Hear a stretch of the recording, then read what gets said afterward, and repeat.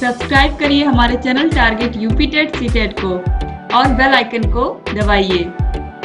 Hello friends, मैं रेनू स्वागत करती हूँ आप सभी भावी अध्यापक एवं अध्यापिकाओं का आपके अपने channel target UP TET CTET में। दोस्तों, आज की इस वीडियो में हम पढ़ने वाले हैं व्यंजन संधि के विषय में।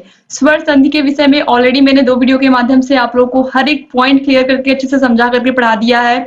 जिन भी प्रशिक्षु ने अभी तक वो वीडियोस नहीं देखी है तो वो लोग प्लीज वीडियो को देख लें। और व्यंजन संधि भी बहुत ही महत्वपूर्ण है। व्यंजन संधि को भी हम बहुत ही अच्छे से आज यहाँ पर पढ़ने वाले हैं। इसे हम हल संधि के नाम से भी जानते हैं।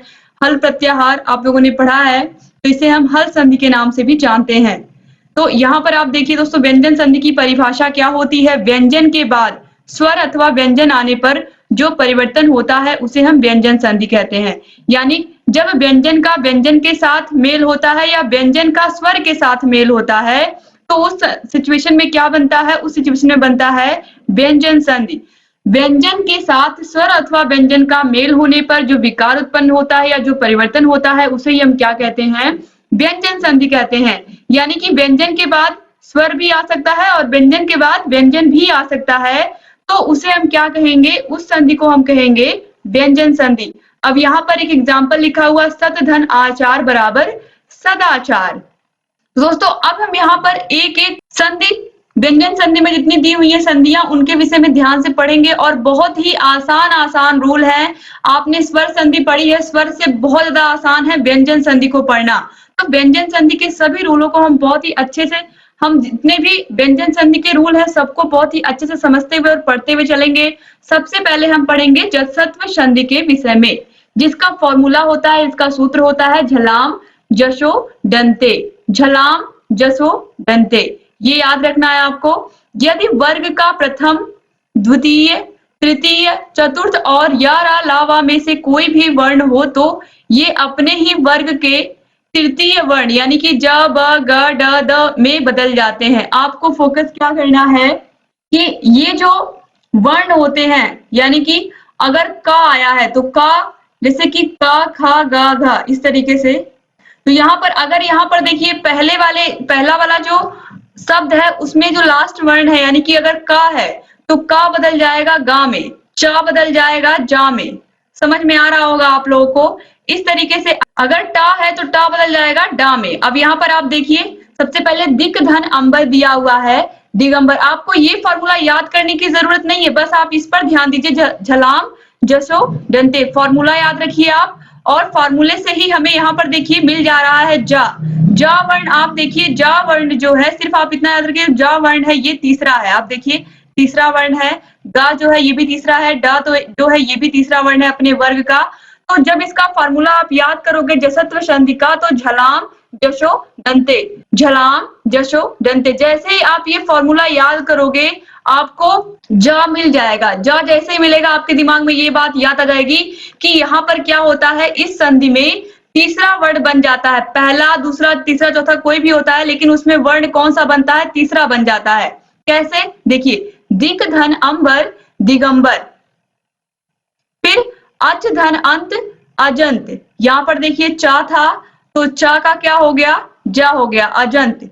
इसके बाद देखिए दिक धन अंत दिगंत, यहाँ पर भी आप देखिए का क्या हो गया, गा हो गया। तो जहां पर भी आपको का दिखेगा का क्या हो जाएगा, किसमें, जशत्व संधि में।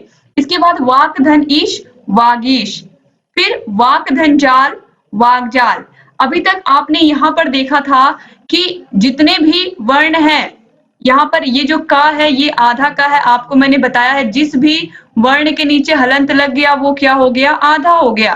तो आधा मतलब ये खाली व्यंजन है। अब व्यंजन के साथ यदि स्वर आता है तो यहाँ पर आप देखिए अ क्या है, स्वर है। यहाँ पर जितने भी वर्ण आपको देखिए आ आया है, आ आया है, आ आया, फिर यहाँ पर ई आया है, ये सब क्या है, ये सब है स्वर। तो क्योंकि दोस्तों यहाँ पर का है लेकिन का के बाद आ आने की वजह से यहाँ पर गा आपको पूरा मिला है। यहाँ पर देखिए आधा चा है लेकिन पीछे आ आने की वजह से पूरा जा मिला है। फिर यहाँ पर आधा का है लेकिन यहाँ पर देखिए आप इसके आगे क्या है, आ आने से पूरा गा मिला है, दिगंत।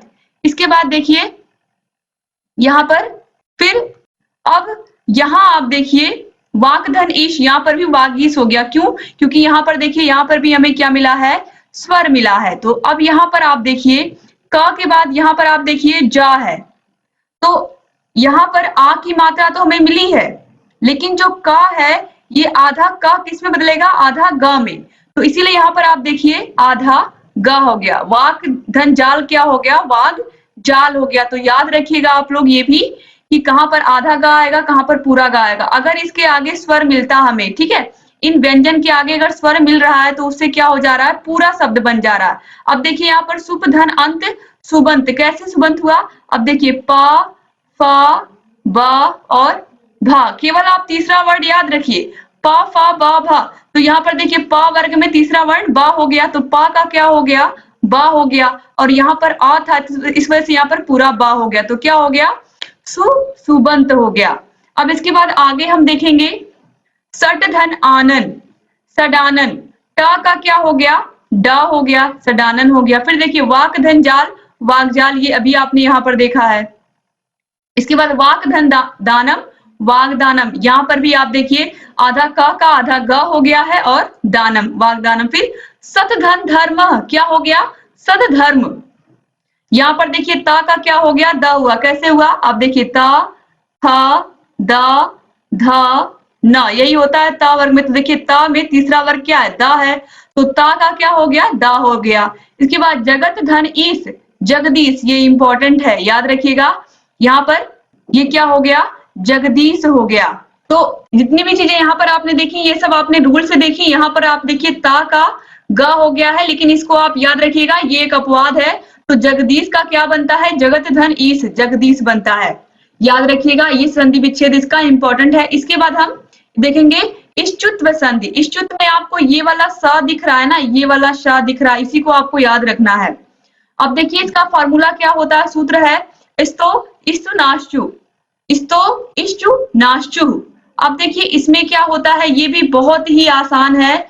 आप ये देखिए, अगर इसको आप देखोगे तो आसानी से आपको समझ में आएगा। सिर्फ इतना रूल अगर आप देखोगे, और अगर आप इसको भी एक बार देख लेते हो तो कोई भी प्रॉब्लम नहीं होगी। देखिए इस सा को हम सकार भी कह सकते हैं।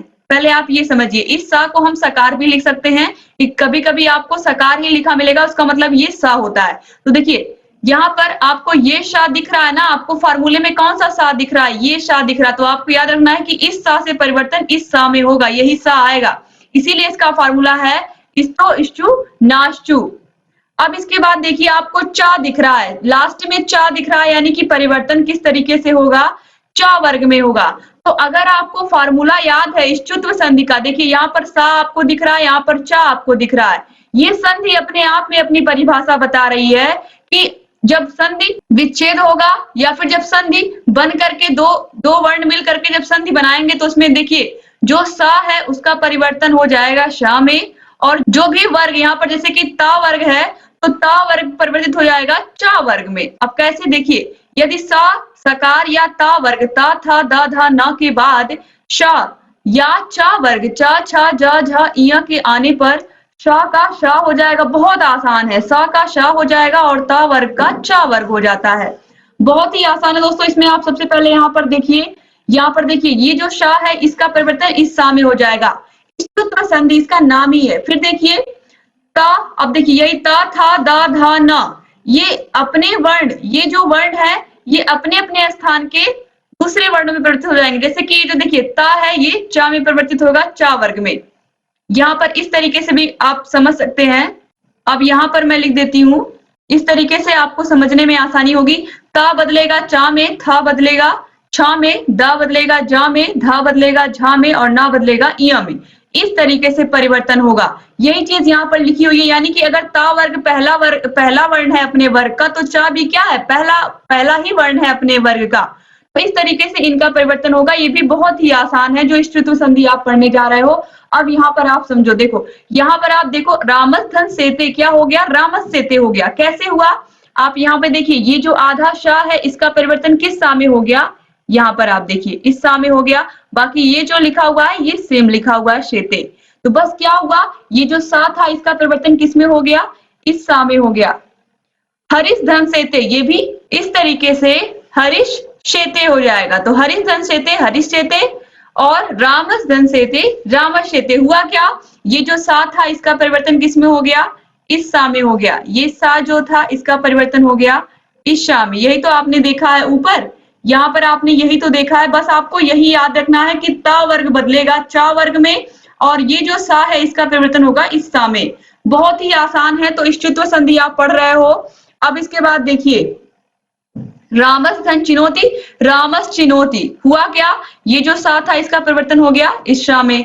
कस धन चित, कश्चित, फिर आप देखिए यहाँ पर, फिर इसके बाद ततस धन चा, ततश्च, आगे देखेंगे हम सत धन जन, सज्जन। बहुत इंपॉर्टेंट है ये सज्जन, आप ध्यान से देखिए इसको दोस्तों। यहाँ पर आप देखिए जो सतधन जन है ये सज्जन में बन जाएगा। इसमें ये जो सतधन जन है सज्जन में बन जाएगा, ये यहाँ पर अपवाद है, इसको भी आपको याद रखना पड़ेगा। इसके बाद देखिए उदधन चारणम, उच्चारणम, यहाँ पर देखिए ता वर्ग चा वर्ग में बदला, आधा ता आधा चा में बदल गया। ये तो आपने देखा है, यहाँ पर आधा ता आधा चा में बदलेगा। यहाँ पर आप देखिए आधा ता आधा चा में। इसके बाद उद्धन ज्वल, उज्ज्वल, बहुत इंपॉर्टेंट है, ऑलरेडी मैं आपको बता चुकी हूँ।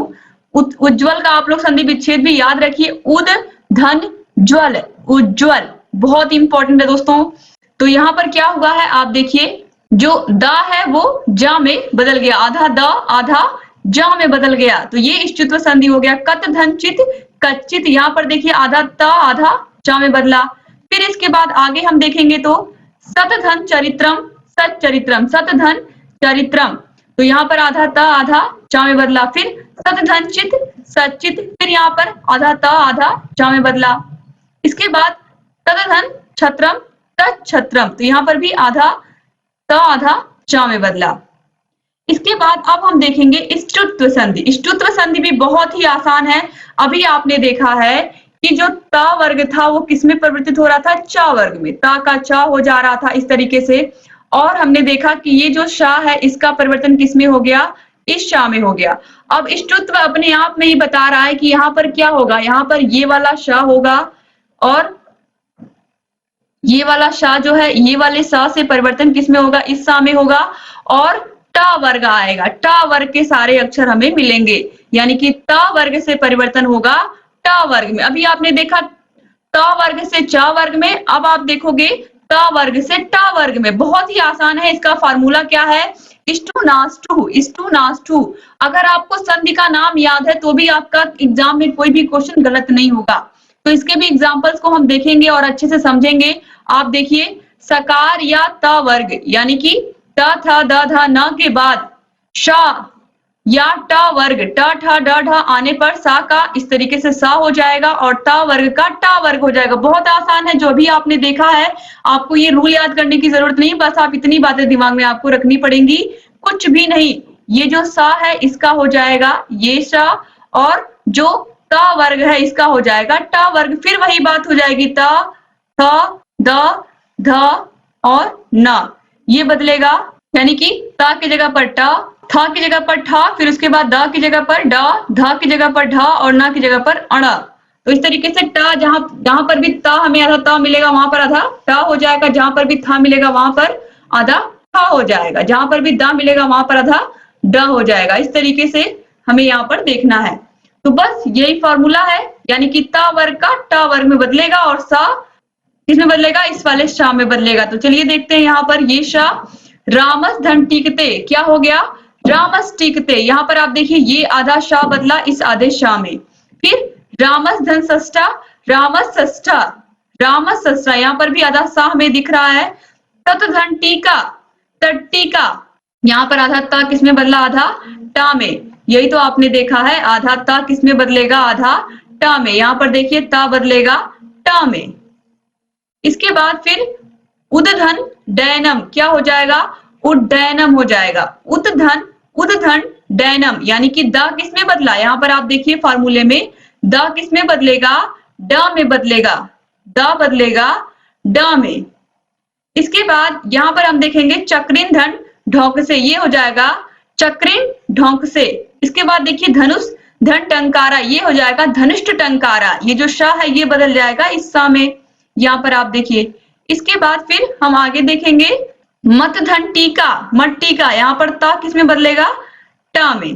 तो आपको ये दोनों संधियां बहुत अच्छे से समझ में आई होंगी, मुझे पूरा यकीन है दोस्तों, क्योंकि इस चुत्त में क्या हुआ, ये वाला सा बदला इस वाले शा में, और जो ता वर्ग था वो बदल गया चा वर्ग में।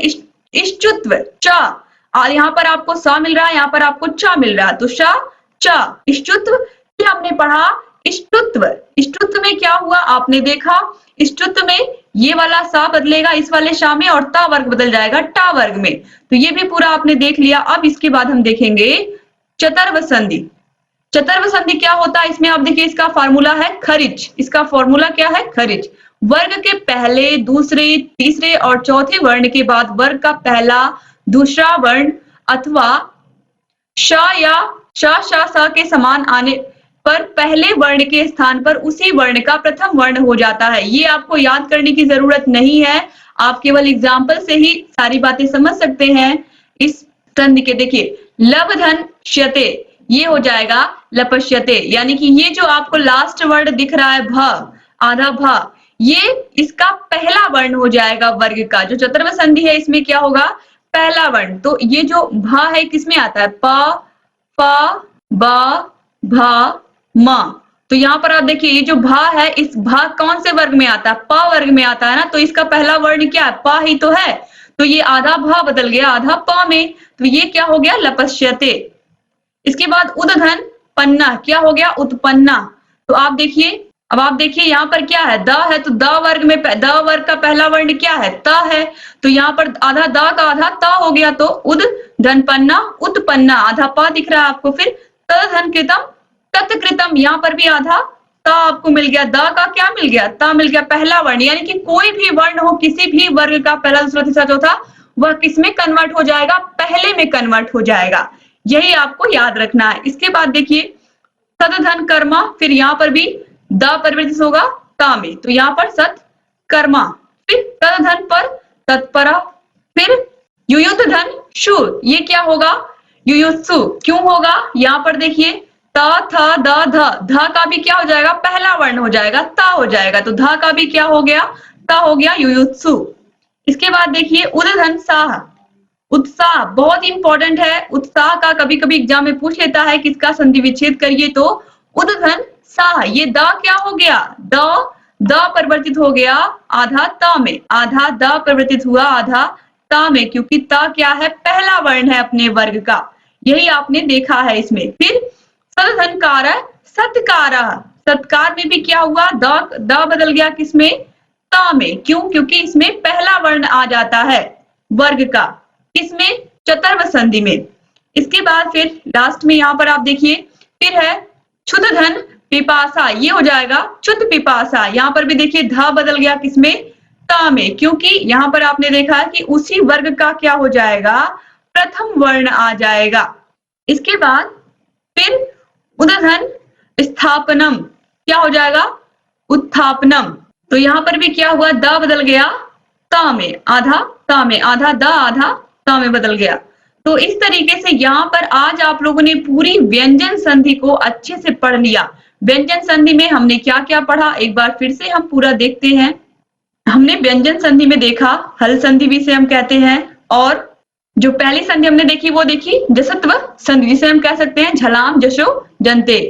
और इसमें क्या हो रहा था, आपने देखा है कि वर्ग का प्रथम, द्वितीय, तृतीय, चतुर्थ और यार अलावा में से कोई भी वर्ण अगर आए तो अपने ही वर्ग का थर्ड वर्ड हो जा रहा था, यानी कि तीसरा वर्ण मिल जा रहा था। तो का गा हो रहा था, चा का जा हो रहा था, टा का डा हो रहा था, ता का दा हो रहा था। इस तरीके से आपने देखा, यानी कि झलाम जैसे जानते हैं इसमें क्या होता है, बस यहाँ पर आपको लिखा हुआ भी मिल रहा है, ज वर्ण आपको दिखेगा तो आप समझ जाओगे कि इसमें क्या होगा, इसमें तीसरा वर्ण बनेगा।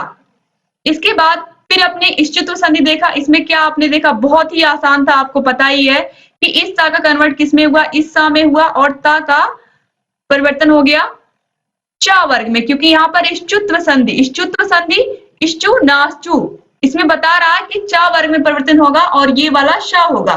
फिर आपने देखा इष्टत्व संधि में भी आपने देखा कि जो फॉर्मूला है उसमें क्या आ रहा है, यहाँ पर टा वर्ग, ये वाले शा का ये वाला शा हो जाएगा, और जो ता वर्ग है वो टा वर्ग में परिवर्तित हो जाएगा। ये आपने देखा। इसके बाद आपने देखा चतुर्व संधि, इसमें कुछ भी नहीं करना है। इसमें देखिए वर्ग के पहले, दूसरे, तीसरे और चौथे वर्ण के बाद अगर वर्ग का पहला, दूसरा वर्ण अथवा सा के आने पर पहले वर्ण के स्थान पर उसी वर्ग का पहला वर्ण हो जाएगा। तो भा का हो गया आधा पा, आधा भा का आधा पा, आधा दा का आधा ता, क्योंकि यहाँ पर क्या हो रहा है, पहला वर्ण भा का पा हो गया, धा का ता हो गया, दा का भी ता हो गया। तो इस तरीके से इसमें क्या हो रहा है, पहला वर्ण हो जा रहा है। तो इस तरीके से यहाँ पर आपने व्यंजन संधि को पूरा आज पढ़ लिया। उम्मीद करती हूँ कि आपको व्यंजन संधि भी बहुत अच्छे से समझ में आई होगी। दोस्तों, अगर ये वीडियोस आपको अच्छे लग रहे हैं तो अपने कॉलेज के फ्रेंड्स को भी, कॉलेज के ग्रुप में, आपको व्हाट्सएप ग्रुप में जरूर इस वीडियो को शेयर करना चाहिए, जिससे अधिक से अधिक डीएलएड के हमारे जो भाई बहन है उन तक ये वीडियोस पहुंचे और अधिक से अधिक प्रशिक्षु हमारे चैनल से जुड़ करके इन सभी वीडियोस का लाभ ले सके। यहाँ आई बटन पर क्लिक करके आपको सभी वीडियोस की लिंक मिल जाएगी। उम्मीद करती हूँ आप इन वीडियोस को शेयर करेंगे और अधिक से अधिक प्रशिक्षुओं तक पहुंचाएंगे। डिस्क्रिप्शन बॉक्स और कमेंट बॉक्स में भी आपको सभी विषयों की लिंक मिल जाएगी। और अगर चैनल को अभी तक आपने सब्सक्राइब नहीं किया तो प्लीज सब्सक्राइब कर दीजिए और घंटी के निशान को भी प्रेस कर दीजिए, ताकि हम जो भी नई वीडियोस बनाते हैं उन सभी का नोटिफिकेशन आप लोग के पास समय से जाए और आप बिना मिस किए वीडियोस को देखते रहें। वीडियो को शेयर करेंगे और अगर अच्छा लगा हो तो प्लीज लाइक करिएगा और अपने अच्छे से प्यारे प्यारे कमेंट्स करना आप लोग मत भूलिएगा। आपके कमेंट्स और आपके लाइक ही हमें प्रोत्साहित करते हैं कि लगातार आप लोग के लिए वीडियोस बनाते रहें और लगातार अच्छे अच्छे कंटेंट आप लोग के लिए लेकर के आते रहें। उम्मीद करती हूँ दोस्तों आप लोग अच्छे अच्छे कमेंट्स भी करेंगे और वीडियो को अपने फ्रेंड्स को भी शेयर करेंगे। तो दोस्तों, मिलते हैं नेक्स्ट वीडियो में, तब तक अपना ख्याल रखिएगा आप लोग। और लगातार मैं वीडियोस लेकर के आती रहूंगी और आपके संस्कृत विषय में अच्छे नंबर मैं दिलवाऊंगी आप लोग को। बस आप सभी वीडियोस को ध्यान से पढ़िए और जहां कहीं भी कोई भी समस्या आ रही है हमसे बताते रहिए। तो मिलते हैं नेक्स्ट वीडियो में, तब तक अपना ख्याल रखिएगा, अपने परिवार का ख्याल रखिएगा और हमारे चैनल से ऐसे ही बने रहिएगा। जय हिंद दोस्तों।